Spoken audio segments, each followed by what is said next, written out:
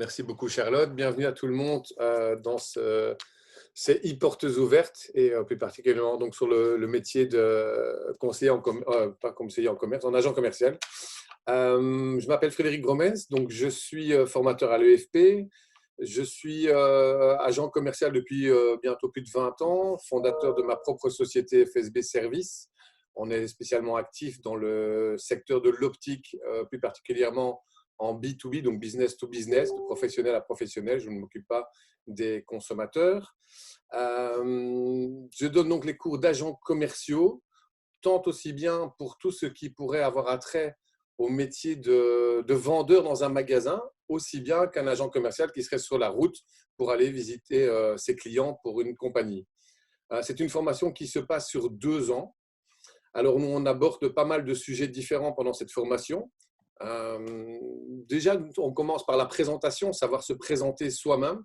Ça peut parfois paraître anodin et facile. Croyez-moi, avec les élèves de première année, quand je les mets devant le challenge de devoir se présenter, faire ce qu'on appelle un pitch de présentation pendant 30 à 40 secondes, bien souvent, ils sont assez décontenancés.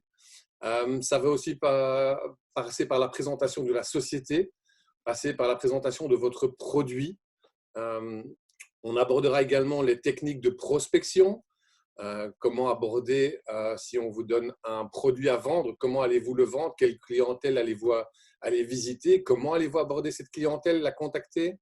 On passera par les techniques d'argumentation également. On va étudier les méthodes de négociation ensemble, comment conclure des ventes. Il ne suffit pas de dire merci, super, vous m'avez acheté, on s'en va. Non, il y a pas mal de techniques à mettre en place après pour faire les ventes, ce qu'on appelle des ventes additionnelles éventuellement. Et puis, quelles sont les suites à donner à un rendez-vous, à une vente, évidemment. Alors, pour vous donner un petit exemple concret, on va aborder par exemple la fameuse règle des 5 fois 20. Alors, qu'est-ce que c'est 5 fois 20? Ce n'est pas le club des centenaires en Belgique. C'est tout simplement, on va vous parler des 20 premiers mètres. Donc, les personnes qui vont arriver près d'un magasin ou quand c'est vous qui arrivez chez un de vos clients, les 20 premiers mètres sont importants. Est-ce que vous allez, par exemple, si vous êtes sur la route et vous allez voir votre client, quand vous sortez de votre voiture, si vous êtes garé, ne vous garez pas, par exemple, devant votre client, vous allez prendre l'espace de ses propres consommateurs, c'est mauvais. Comment vous allez, si vous sortez avec votre cigarette au bec, les clients, comment est-ce qu'ils vont vous percevoir? Donc, tous ces aspects-là, on va en parler. On verra des méthodes de vente, par exemple CAB, caractéristiques, avantages, bénéfices. On verra la méthode Soncas également. Donc, voilà, il y a pas mal d'aspects qu'on aborde pendant cette formation de 2 ans qui vous permettra de devenir, je ne sais pas si ce sera un as de la vente, mais en tout cas d'être bien armé, de savoir comment réagir en fonction des clients qu'on rencontre. Voilà, Géraldine. Super, un grand merci Frédéric. Je vois que Patrick me fait signe. Patrick, tu peux activer ton micro et prendre la parole si tu le souhaites. Donc voilà, bonjour à tous et merci d'être présent et de participer à cette journée un petit peu particulière au regard du contexte, mais ça nous permet de créer une nouvelle initiative et je pense que vous en serez satisfait au terme de la présentation. Donc, comme j'ai été présenté, mon nom est Patrick Fauget, je suis responsable du pôle et je voudrais simplement rajouter l'un ou l'autre point par rapport à la très bonne présentation de Frédéric, c'est-à-dire qu'en fait, il ne faut pas confondre non plus entre le simple vendeur et l'agent commercial. Le défi de l'agent commercial, c'est à terme d'avoir un contrat avec une entreprise pour développer les services ou les produits de cette entreprise sur un secteur ou un territoire défini. Donc, ça veut dire que quelqu'un qui veut devenir agent commercial un jour, c'est quelqu'un qui doit avoir des capacités ou développer des capacités d'autonomie, d'efficacité, d'organisation, de ténacité et évidemment d'avoir le sens commercial, mais qui sera développé lors de la formation. Donc, ça veut dire que c'est vraiment un métier qui est axé sur le futur, parce que de plus en plus d'entreprises auront la volonté forcément de marquer leur présence sur les différents territoires, que ce soit la Belgique ou voire l'étranger, bien entendu. Et donc, c'est vraiment une formation qui vous permettra d'avoir un métier qui vous permettra non seulement de bien gagner votre vie par rapport à la moyenne, mais en plus de ça, d'avoir un métier qui vous apprendra à la fois des choses sur les autres et sur vous-même. Voilà. Merci beaucoup, Patrick. Alors, nous allons passer du coup au deuxième métier. donc le métier de conseiller en commerce international. Et donc, je cède la parole à Saïd Serok qui va nous présenter ce métier. Donc, Saïd, tu peux activer ton micro et prendre la parole. Voilà, là nous t'entendons. Voilà, merci Charlotte. Voilà, donc je me présente, donc Saïd Serok, donc je suis à la base donc formateur à l'EFP depuis maintenant presque 10 ans et consultant en marketing international. Alors, en quoi ça consiste? J'accompagne tout simplement les entreprises qui veulent se développer à l'étranger. D'accord? Donc, le commerce international commence en fait à la frontière belge, puisque dès qu'on est en France, on est déjà dans le commerce, on fait déjà du commerce international. Et donc, j'accompagne les entreprises dans différents secteurs à l'étranger, dans ce qu'on appelle le grand international, c'est-à-dire dans des pays assez éloignés. Alors, cette formation est une formation qui est un peu, qui s'allie un peu à celle d'agent commercial, c'est-à-dire à partir du moment où il y a de la vente, c'est de la vente, mais juste à l'export, c'est-à-dire en dehors des frontières, et qui nécessite pas mal d'outils qu'on voit en classe sur 2 ans. Certains cours sont étalés sur 2 ans, c'est-à-dire vous les voyez en première et en deuxième, et d'autres sont plus isolés, on va dire. Vous avez des cours qui sont aussi bien des cours théoriques de droit, d'assurance, comme des cours beaucoup plus pratiques de négociation, de différences socioculturelles pour savoir comment négocier avec un Chinois, avec un Brésilien. Donc, l'aspect du commerce international est justement cet aspect social, contact humain avec d'autres cultures. Et c'est ces outils-là qu'on vous met en main pour justement pouvoir vendre à l'export ou à l'import éventuellement. Il y a différents types de fonctions. Donc, ça peut être une fonction administrative où gérer l'importation, l'exportation dans un bureau, dans une agence ou dans une société. Ou alors, vous retrouvez à l'étranger pour ouvrir ou accompagner l'implantation d'une entreprise à l'étranger et développer les ventes dans ce pays-là et d'adapter les produits pour la culture étrangère, puisqu'on sait très bien qu'un produit qui se vend en Belgique ne se vend pas de la même façon ou ne se présente pas de la même façon à l'étranger. Voilà, donc c'est 2 ans avec des séminaires, avec un TFE à la fin de la deuxième année et des travaux à remettre pendant le cursus. Voilà, je pense avoir tout résumé, je pense. Très bien, Saïd. Je vois que Patrick souhaite prendre la parole. Je cède la parole à Patrick et puis on passera aux questions-réponses. On a déjà plusieurs questions dans le chat, donc c'est très bien. Merci beaucoup. Voilà ce que je pense qu'il doit être dit aussi et qui peut être évidemment intéressant pour les personnes qui nous écoutent, c'est qu'en fait, il y a des étudiants qui font à la fois agent commercial et à la fois conseiller en commerce international. Pourquoi? Parce que les cours de commerce international se fait principalement le samedi, avec de temps en temps un vendredi pour les séminaires. Saïd, c'est bien ça, hein? Les séminaires, oui, ils peuvent se faire en semaine, mais effectivement, voilà. c'est séparé, oui. Voilà, donc et en général, les agents commerciaux, c'est en général 2, voire maximum 3 soirées par semaine. Et donc, il y a des étudiants qui se disent, voilà, moi, je fais ma première année agent commercial et ma première année conseiller en commerce international. Mais donc, ça me permet évidemment d'être présent à l'EFP en une partie en semaine et le samedi. C'est vrai que c'est un investissement, mais la force et l'avantage, c'est qu'à la sortie du parcours, vous n'avez pas 1, mais 2 diplômes. Et donc, parfois de conséquence, vous avez quand même des atouts encore plus importants que celui qui ne fait qu'une seule formation. Maintenant, ce n'est pas du tout une obligation. Je voulais simplement intervenir pour vous dire que c'est de l'ordre du possible et que des étudiants l'ont déjà fait. Très bien, merci Patrick. Je prends d'abord quelques questions métiers et puis on reviendra aux questions formation par la suite. Donc d'abord une question pour Frédéric en agent commercial. Quels sont les débouchés d'un agent commercial? Mais comme on l'a dit tout à l'heure, un agent commercial, ça dépend évidemment de ses fibres personnelles, c'est-à-dire est-ce qu'il a déjà eu une formation au départ, est-ce qu'il y a un secteur qui lui convient au départ et par lequel il va être le plus attiré. Frédéric l'a expliqué, il travaille dans le domaine de l'optique. Je ne connais pas évidemment tout le parcours dans le détail de Frédéric, mais il n'est peut-être pas venu à l'optique directement, il est venu à l'optique peut-être dans un second temps, il va peut-être l'expliquer tout à l'heure, mais en tous les cas, les débouchés sont très importants. Pourquoi? Parce que pour les entreprises et surtout pour les entreprises de taille moyenne, avoir un agent commercial indépendant qui va leur développer leur activité il y en a pas mal qui en recherchent. Ça leur coûte a priori moins cher qu'un salarié. Et d'autre part, ça permet à l'agent commercial indépendant d'avoir des potentialités de rémunération beaucoup plus importantes qu'un simple salarié. Et donc, voilà, des possibilités, il y en a, que ce soit en Belgique ou à l'étranger. On a déjà eu des étudiants qui se sont formés ici en Belgique et qui ont développé des activités ensuite à l'étranger. Donc voilà, le potentiel, il y en a, ne vous inquiétez pas. Merci Patrick.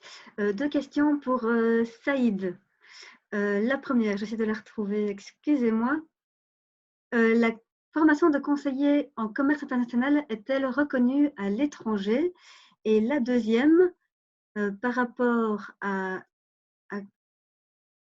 Je l'ai perdu, j'y reviendrai après. Ah oui, Saïd, qu'avez-vous fait comme études? Vos études, votre parcours? Qui a dit que j'ai fait des études? Non, j'ai fait des études en marketing international à la base, donc à l'EFEC pour ne pas le nommer, qui était commerce extérieur, pardon, qui était à l'époque la seule école qui proposait. Et puis par la suite, j'ai fait d'autres études, toujours dans le marketing.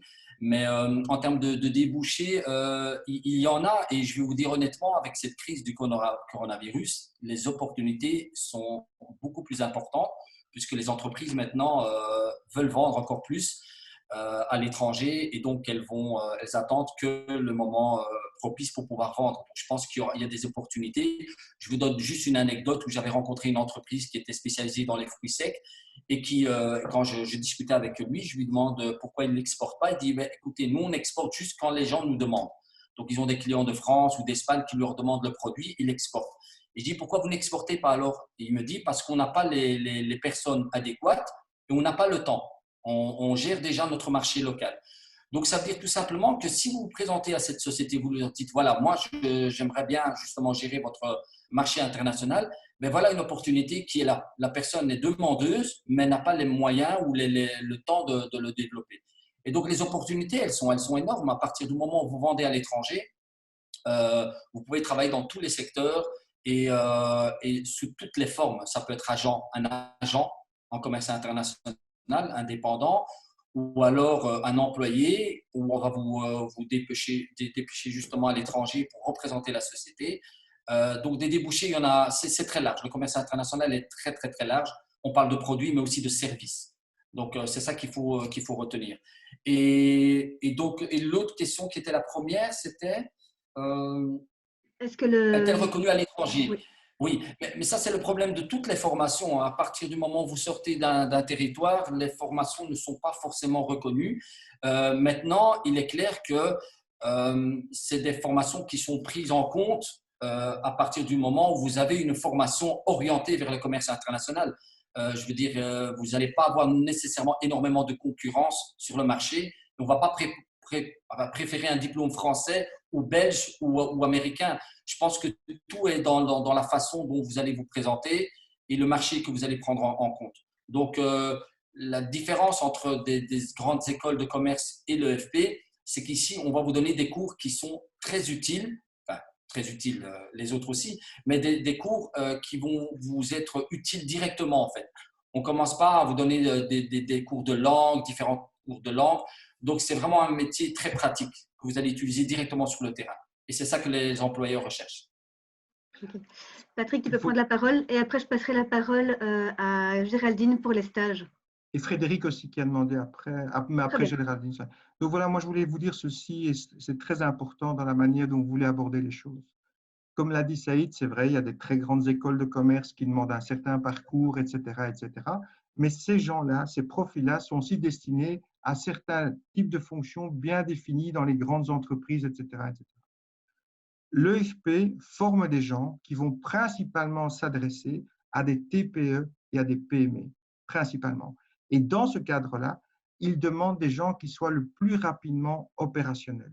C'est pour ça que nos formations sont plutôt axées sous l'angle opérationnel que grandement théorique. Il y a de la théorie forcément, mais il y a aussi surtout l'aspect pratique est évoqué et tous les formateurs qui sont en face de vous sont des professionnels du domaine. Donc ça veut dire que non seulement ils vous expliquent le contenu du cours, ils vous le présentent, ils vous l'animent, mais en plus de ça, ils apportent, comme vient de le faire Saïd, des anecdotes, du vécu, de l'expérience, Et donc, tout ça, ça nourrit de manière beaucoup plus conséquente que simplement un cours qu'on pourrait même voir sur vidéo, etc., etc.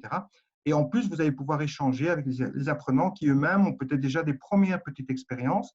Et donc, ça nourrit complètement la formation, quoi. Donc là, il faut bien vous dire ceci, c'est que vous allez pouvoir frapper à la porte d'un patron en disant, voilà, soit parce que vous l'avez entendu, vous l'avez vécu, vous avez une opportunité, vous avez une mise en contact et dire, voilà, mais votre produit, je pense, monsieur ou madame, on pourrait l'exporter. Et moi, j'ai suivi la formation, donnez-moi 6 mois ou 3 mois ou 4 mois et je vais vous montrer qu'on va être capable de faire des démarches vis-à-vis de l'étranger, par exemple, ou en tant qu'agent commercial, de le faire sur le territoire belge. Et là, il y a des opportunités vraiment concrètes. Et en plus, si vous êtes à la base du développement, ça vous donne quand même des opportunités pour le futur. Voilà, je tenais à préciser ça quand même. Super. Merci Patrick. Alors, je vais donner la parole à Géraldine. Géraldine, tu peux activer ton micro et donc nous parler un peu des stages. Donc, les stages sont-ils obligatoires? Quelle est leur rémunération? Et alors, est-ce que le délégué à la tutelle aide dans l'acquisition du stage? Donc voilà, je te laisse répondre à toutes ces questions. Bonjour à tous.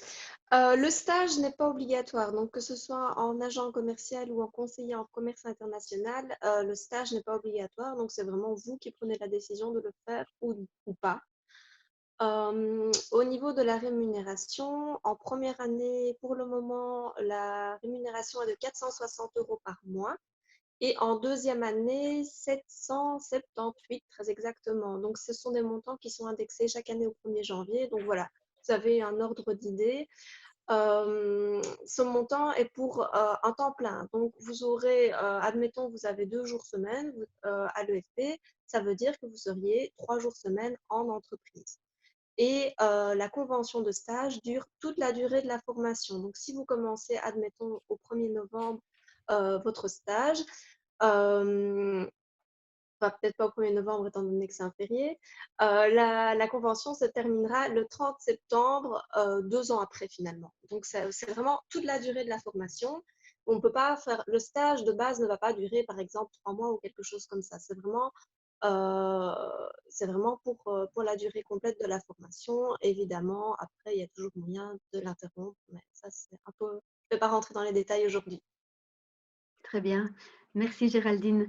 Patrick, souhaites-tu reprendre la parole par rapport à l'organisation Mais Frédéric voulait intervenir, donc je vais lui laisser la parole peut-être d'abord. Très bien. Frédéric, Voilà, je t'en prie. Voilà, merci. Oui, je voulais un peu revenir sur pas mal de petites choses que je voyais passer. Et en même temps, je ferai un parallèle avec ce que Saïd disait, où c'est très complémentaire être dans le commerce international et dans la représentation commerciale. Alors, quels sont les débouchés d'agent commercial? Ça peut être de tout.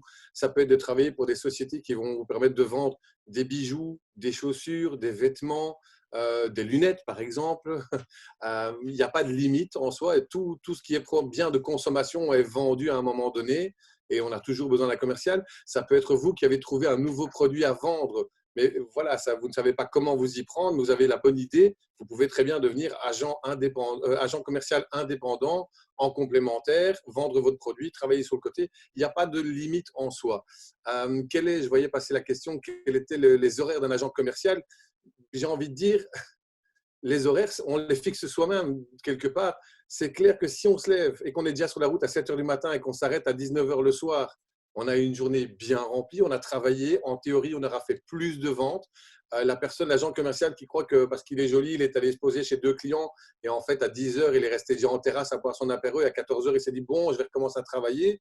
Les chiffres ne seront pas là, il n'y a pas de secret. Si vous travaillez pas, si vous ne vous montrez pas chez les clients, si vous ne faites pas ce qu'il faut, si vous n'investissez pas du temps dans votre travail, vous n'allez arriver à rien ou à très peu. Donc voilà, j'ai envie de dire les horaires. Si vous êtes agent commercial, par exemple en montre, les bijouteries, ça ne sert à rien d'être à 8 h devant chez elles sont fermées à ce moment-là. Vous avez ce temps-là pour faire de la prospection intelligente par email. Vous avez le temps pour travailler l'aspect administratif de votre travail de représentant commercial. Et alors voilà, je voulais par exemple rebondir vite fait. Voilà, vous savez que je suis dans le domaine de l'optique. Pour l'instant, depuis la crise du coronavirus, tous mes clients sont fermés. Depuis le 16 mars, tous les opticiens ont dû fermer. Alors, en théorie, ils réouvriront lundi prochain. Ils ne m'attendent pas devant le pied avec un grand sourire pour me dire « chouette, je vais acheter des lunettes à partir de lundi prochain ». Ils ont autre chose à faire derrière eux. Donc, en gros, mon secteur d'activité est mort pour les 6 prochains mois.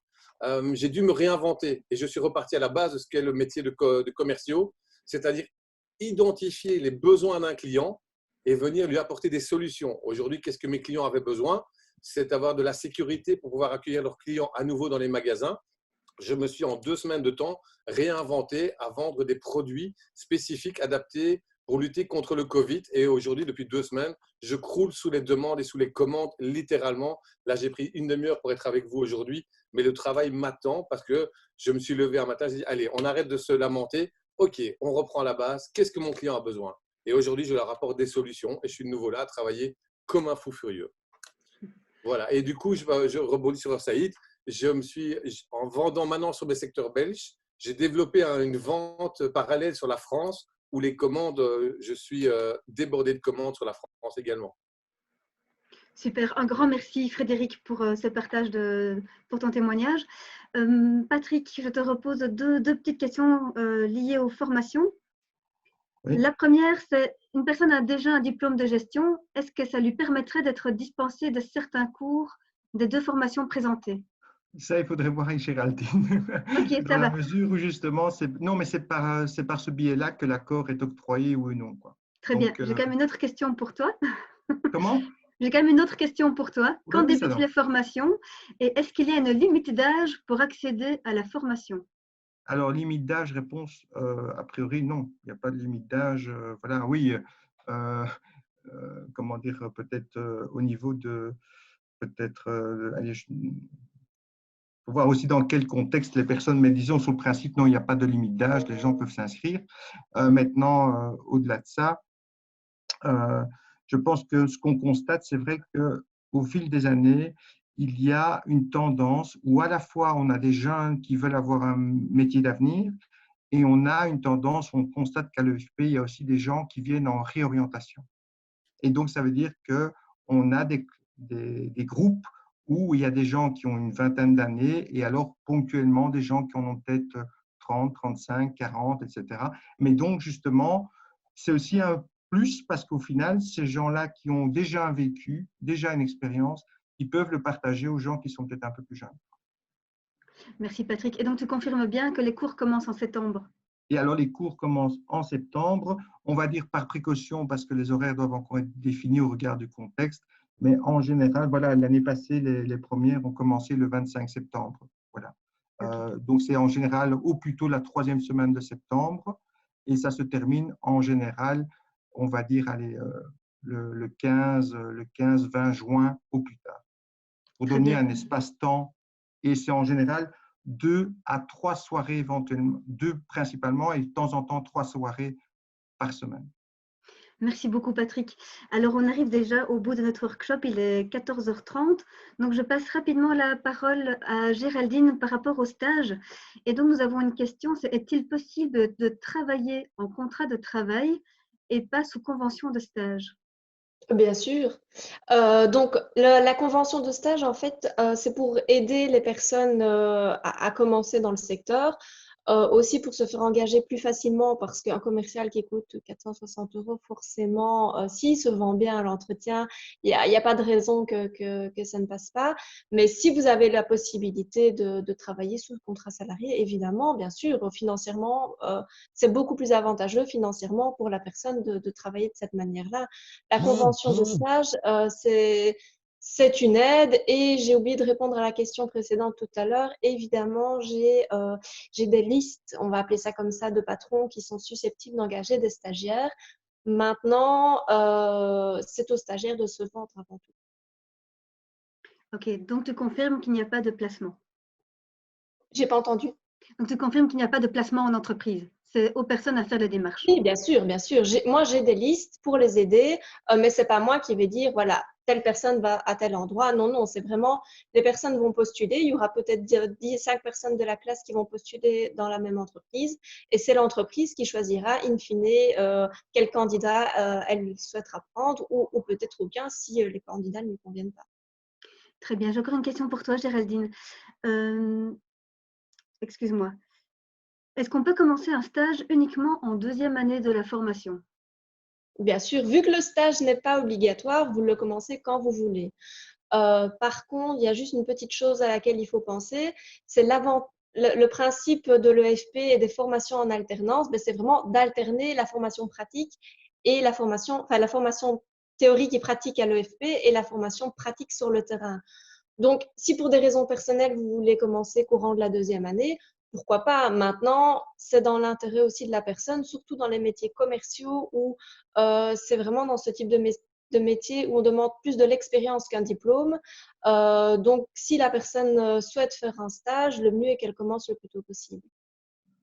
Merci beaucoup. Est-ce que nos 2 formateurs peuvent, donc Frédéric et Saïd, est-ce que vous pouvez nous donner votre vécu, vous, par rapport à vos auditeurs, donc les personnes qui suivent vos formations? Est-ce qu'il y a une différence entre une personne qui va quand même faire un stage malgré qu'il ne soit pas obligatoire et une personne qui n'en fait pas? Saïd, tu réponds en premier? Oui, effectivement, vu que le stage n'est pas obligatoire, je vous avoue qu'il y a très peu d'auditeurs qui en font. Maintenant, c'est des formations qui ont lieu le samedi, donc c'est clair qu'en semaine, au lieu de rester à la maison, si vous n'avez pas d'activité, bien sûr, il est toujours intéressant de faire un stage pour voir le milieu de l'entreprise. Après, c'est clair qu'on ne va jamais vous donner un stage, on va vous demander demain tu vas à Dubaï et tu vas nous représenter là-bas. Et voilà, donc c'est clair que voilà, les stages qu'on va vous proposer vont être à la hauteur de votre expérience. Il est toujours intéressant de faire un stage, ça c'est clair. Maintenant, après, je pense que j'avais aperçu une question. Comment orienter? Il y a effectivement des fédérations, des organismes qui récoltent les demandes des entreprises et qui vous permettent de dispatcher éventuellement les stages et de trouver des stages. Donc ça, on peut, nous, en tant que formateurs, aussi vous aiguiller par rapport à cela. Voilà, donc c'est toujours intéressant sans être obligatoire, bien sûr. Très bien, merci Saïd. Frédéric, tu voulais en toucher un mot également? Oui, tout à fait. C'est vrai que parmi mes élèves de première et de 2e année, j'en ai certains qui travaillent déjà dans des sociétés, j'en ai certains qui font des stages et à chaque fois, les remontées sont hyper positives. Ils arrivent à créer une meilleure connexion entre ce qu'ils voient au cours, ce qu'ils apprennent sur le terrain de tous les jours et au final, ils en sortent grandement enrichis. Moi, je le conseille énormément. Moi, la plus belle, la personne qui m'a le plus inspiré, c'est une élève de première qui termine les 6e secondaires, sa rhétorique, qui travaille le samedi dans un magasin et qui en plus m'a demandé de pouvoir encore trouver des moments pour faire des stages, pour apprendre, parce qu'elle adore ce qu'elle apprend déjà ici en première et on sent qu'elle a dans sa fibre le côté commercial. Voilà. Si vous êtes passionné, si ça vous plaît vraiment, le stage, ça vient avec. Super, merci beaucoup. Alors, comme on a déjà dépassé un peu le temps, je reviens avec 2 questions concernant les inscriptions. Donc, pour le moment, si vous souhaitez vous inscrire aux formations d'aujourd'hui ou quelles qu'elles soient, vous pouvez envoyer du coup un mail à la boîte info@osp.be, comme c'est noté sur le slide que vous voyez à l'écran, ou par téléphone au 0800 85 210. Donc, il y a des procédures d'inscription, mais maintenant, avec le Covid, c'est vrai que tout est un peu, voilà, encore un peu dans l'inconnu. Donc, en contactant notre service Info Accueil, vous êtes sûr d'avoir les informations vraiment actualisées et à jour. Et donc, eux vous expliqueront exactement ce qu'il faut faire pour vous inscrire. Si vous avez encore des questions et que malheureusement, on n'a pas le temps d'y répondre maintenant ou qu'on n'y a pas répondu durant le workshop, pas d'inquiétude. Vous avez ici un QR code que vous pouvez scanner et du coup, nous laisser vos coordonnées ou éventuellement sur le site de l'ESP, dans le planning de l'e-tour des métiers, il y a également un formulaire où vous pouvez nous laisser vos coordonnées, vos questions. Et là, du coup, ce seront les personnes les plus à même de répondre à vos questions qui reprendront contact. Voilà pour les dernières informations. Donc, pour répondre à la question d'Emmanuel, jusque quand peut-on s'inscrire? Donc, les cours commencent normalement en septembre. Je pense que les inscriptions continuent jusqu'au maximum le mois d'octobre. Ah, Patrick, vas-y, je t'en prie. Oui, tout simplement par rapport aux inscriptions, il y a 2 phases majeures. Et une première phase qui va être indiquée sur le site de l'EFP prochainement, avec des périodes d'inscription, mais uniquement sur rendez-vous. Et ça va à peu près être jusqu'à, on va dire maintenant, on va dire vers le 20 mai dans ces eaux-là, jusque la fermeture du centre aux alentours du 25 juillet. Voilà. Durant cette période-là et durant des jours bien définis, vous pourrez venir vous inscrire sur rendez-vous. Et donc, il faut passer par l'accueil qui va vous dire quelles sont les dates disponibles, les heures disponibles. Et donc, à partir de ce moment-là, vous êtes inscrit au rendez-vous. Et nous, au pôle commerce, on vous attend le jour dit et on vous précisera à l'info accueil aussi les documents dont vous avez besoin pour éviter les allers-retours. Évidemment, il vaut mieux avoir tous vos documents pour vous inscrire correctement dès la première fois. Et ça vous garantit forcément d'avoir une place pour la formation en septembre. Pour celles et ceux qui n'auraient pas la possibilité de s'inscrire durant cette période, sachez qu'il y a de nouveau des inscriptions qui sont ouvertes à partir, en tout cas pour le pôle commerce, on va dire logiquement le 17 août, et là jusqu'au courant octobre, courant octobre. Et donc là, à ce moment-là, c'est entre parenthèses aussi à des jours bien définis, mais c'est au tout venant. Et donc là, effectivement, comme c'est souvent un peu le rush en septembre, mais parfois vous devrez peut-être attendre devant 7, 8, 10 personnes avant que ce soit votre tour. Voilà. Donc pour ceux qui sont vraiment intéressés par les formations qui ont été présentées aujourd'hui et qui sont convaincus de l'intérêt, que ça corresponde à leurs envies, eh bien voilà, je pense que restez attentifs à ce qui est indiqué sur le site de l'EFP, envoyez un mail à l'adresse que Charlotte vous a communiquée et on reviendra vers vous pour fixer un rendez-vous et vous permettre de vous inscrire durant cette première période d'inscription entre maintenant et fin juillet. Voilà. Merci beaucoup, Patrick. Oui, si je peux juste me permettre, je n'ai pas répondu à la question tout à l'heure et j'en ai revu une passée concernant la dispense en gestion, c'est vraiment au cas par cas. Donc là, on ne peut pas répondre comme ça, c'est en fonction du diplôme, en fonction de beaucoup de choses, on regarde, donc là, voilà, on ne peut pas vous répondre comme ça. Merci beaucoup, Géraldine. Donc là, nous allons clôturer ce workshop.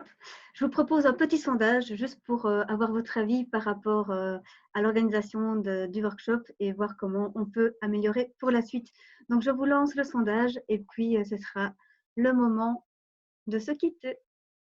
Donc, pour rappel, si vous avez encore des questions qu'on n'a pas l'occasion d'y répondre aujourd'hui, surtout laissez-nous vos coordonnées, laissez-nous vos questions et nous y répondrons dans les meilleurs délais. Et donc, pour les inscriptions, une seule chose à faire, contactez le service info accueil de l'EFP, soit par mail à la boîte info@efp.be ou par téléphone au 0800 85 210. Voilà, donc c'est vraiment le service info accueil qui aura les dernières informations les plus actualisées et qui pourra répondre de manière plus précise à vos questions en termes d'inscription. Voilà.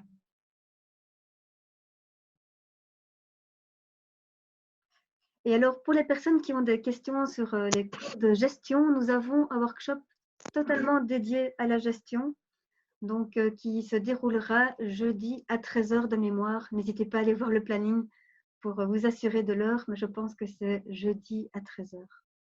Voilà, et ce workshop sera animé notamment par le responsable du pôle gestion, Cédric Vleugels. Alors, je vais mettre fin au sondage et vous partager les résultats. Donc, grosso modo, ça a pu répondre à vos attentes, tant mieux, j'en suis ravie. Donc, c'était intéressant, ça a pu répondre aux attentes. Certaines personnes ont trouvé réponse à leurs questions et les interventions des formateurs ont été très appréciées. Donc, grand merci à tous, c'est vraiment très chouette. En phase de… Ben voilà, merci à nos différents intervenants. Merci à Patrick Fogel d'avoir pris le temps de répondre aux questions des participants. Merci à Géraldine pour les réponses au stage. Et merci à tous. À un moment donné, nous étions 28 participants. C'est vraiment très, très chouette. Donc, merci de votre participation et au plaisir de vous retrouver à un workshop prochainement. Merci à tous. Au revoir. Au revoir. Au revoir à tous. Au revoir tout le monde.